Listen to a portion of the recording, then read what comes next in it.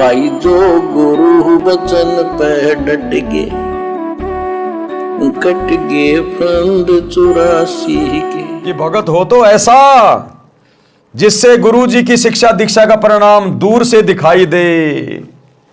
कहते भगत बनो तो ऐसा बनो जिससे आम समाज पे प्रभाव पड़े, असर पड़े और दूर से दिखाई दे कि वो आरा सतगुरु रामपाल जी का भगत है।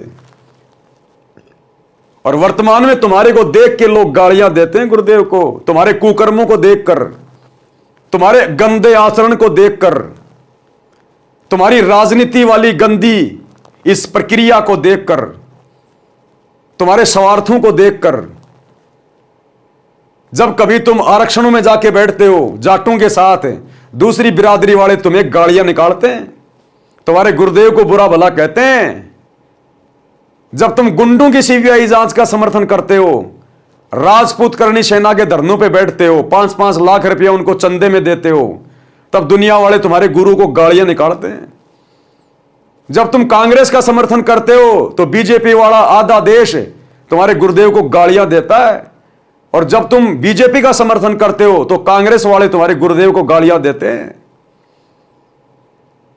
और यहां क्या कह रहे हैं गुरुदेव कि भगत हो तो ऐसा हो, उसका आचरण ऐसा हो, दूर से देखते लोग पहचान जाएं कि यह है सतगुरु रामपाल जी का भगत है। तो अभी तो भक्ति आस पास भी नहीं है, भले तुम सार नाम लेके घूम रहे हो, सार शब्द लेके घूम रहे हो फर्जी, अभी तक भक्ति आस पास भी नहीं है सतलोक आश्रमों से जुड़े हुए भाई बहनों के अंदर। परमात्मा ने बताया कि मुझे ज्यादा खुशी उस समय नहीं होती जब लोग मेरे सत्संग सुन के, मेरी पुस्तकें पढ़ के और मेरे से नाम उपदेश लेने आते हैं। गुरुदेव ने कहा कि मेरे को असली खुशी उस दिन होगी जब मेरे भक्तों के आचरण को देखकर, मेरे भक्तों के व्यवहार को देखकर दुनिया मेरे से नाम दीक्षा लेने आएगी कि जी मैं तो आपके एक भगत से बड़ा प्रभावित हुआ। अजी आपका भगत हमारे गांव में एक नंबर का ऐसा था वैसा था, और उसके जीवन में जो परिवर्तन आया है, उसकी भाषा में, उसके बोलचाल में, उसके आचार विचार में, साहब मैं तो गदगद हो गया। मेरा तो वहीं से हृदय परिवर्तित हो गया कि ये तो इसके गुरु ने किया है, अन्यथा ये आदमी तो एक नंबर का गुंडा मवाली था। तो गुरुदेव ने कहा कि मेरे भक्तों के व्यवहार को देखकर जब दुनिया मेरे से नाम लेगी तब मुझे वो असीम शांति होगी। लेकिन भगत तो वर्तमान में गुरुदेव की गैर हाजिरी में अपने गुरुजी की निंदा का, अपने गुरुजी की बदनामी का कारण बन रहे हैं। बांग्लादेश में मुसलमानों के ऊपर छीटाकशी कर रहे हैं। विश्व हिंदू परिषद और बजरंग दल वालों के साथ मिलकर बांग्लादेश के मुसलमानों का विरोध कर रहे हैं। अभी तो पक्ष और विपक्ष की भूमिका में पड़े हुए हैं भगत। अभी तो गुंडों के धरनों पे जाके बैठ रहे हैं भगत। संतों का और गुंडों का क्या काम? अभी तो राजनेताओं की रैलियों में धक्के खा रहे हैं भगत। दुनिया के लिए स्टेडियम बना रहे हैं, जाटों की धर्मशाला बनवा रहे हैं, समाज में भाईचारा बढ़ा रहे हैं भगत। गुरुदेव ने अपने मुख कमल से कहा है कि भक्ति मार्ग में आने के बाद भी अगर तुम वही कुकर्म करोगे तुम तो कंजर हो, कंजर। और फिर एग्जाम्पल दिया गुरुदेव ने कि एक बहन बोली जी मेरा पति नाम नहीं ले रहा, वो पति भी उसके साथ आया हुआ था। तो गुरुदेव ने कहा भाई तू लागता बहुत अच्छा आदमी है, तेरे विचार भी अच्छे हैं, भाई तू नाम क्यों नहीं ले रहा? नाम ले ले भाई, अच्छी बात है। नाम नहीं लेगा तो कहीं ना कहीं भक्ति में बाधा करेगा इनको, अपने बच्चों को। तो वो भगत क्या बोला? वो भगत नहीं था। वो क्या बोला गुरुजी से?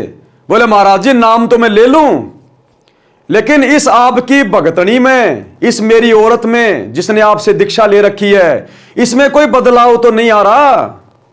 जरा सी बच्चे गलती कर देते हैं उनको जानवरों की तरह मारती है। भैंस कभी दूध नहीं दे तो दे लठम लठ, दे लठम लठ, छोटी छोटी बातों पे लड़ाई झगड़ा करती है। इस तुम्हारी भगतनी में कोई बदलाव तो नहीं देख रहा मैं, तो ईसा नाम लेकर मैं क्या करूंगा? तो गुरुदेव भगवान ने कहा कि भैया भक्तों ने अपने आचार विचार व्यवहार में परिवर्तन लाना चाहिए। एक छोटा सा सत्संग सुनिए। अब नाम भगत का धरावर काम जगत तो बूंदे करें तो क्या कि भगत भी लड़ाई झगड़ा छोटी छोटी बातों पर खर्चा तानी है, थोड़ा हानि लाभ हो जाए फिर वो कंजरपना, फिर क्या फायदा इस भक्ति का? फिर विश्वास कहाँ आपको भगवान के ऊपर जो परमात्मा करता है? अब जो भी ऑपरेशन होगा मालिक करेगा, आपकी हानि है तो भी हित, और हित तो हित है ही है, आप इतना विश्वास रखें। अब क्या कहते हैं, जैसे हम पहले गांव गांव में घर घर में सत्संग करने जाते थे, तो हम जो एक बहन ने नाम ले रखा और वो अपने पति ने कहे आप भी नाम ले लो, आप भी नाम ले लो। फिर मेरे से कहने लगे जी समझाओ, नहीं मानता है को नहीं, आदमी तो बढ़िया है पर पता नहीं क्या बात है, यू नाम क्यों ना लेता। मैंने उसको समझाया भाई नाम क्यों ले लो आप भी, कोई बुरी चीज तो है नहीं, आपकी पत्नी नाम ले रही, आपके बच्चे ले रहे, आप नहीं लोगे तो इनका कुछ न कुछ बाधा ही करोगे।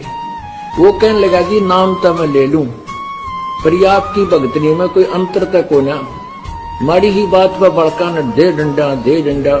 कोई पशु ने दूध ना दिया या दूध देते समय टांग ठाली ठाकर बोगरा दे लठा। मन ने बोला सूरत बोलती नहीं, तो इसमें कोई परिवर्तन तो ना मन देख रहा, फिर नाम तो मैं ले लूं जैसा ही नाम है। तो भाई और बहनों, गुरुदेव ने यहां पर वही बात लिखी है। क्या कह रहे हैं?